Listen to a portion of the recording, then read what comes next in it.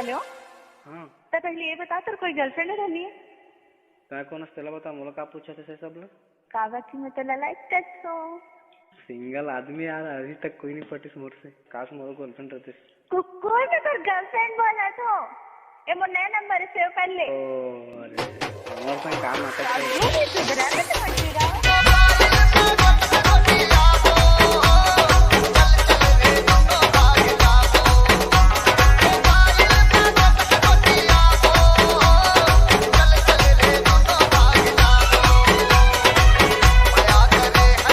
AjEET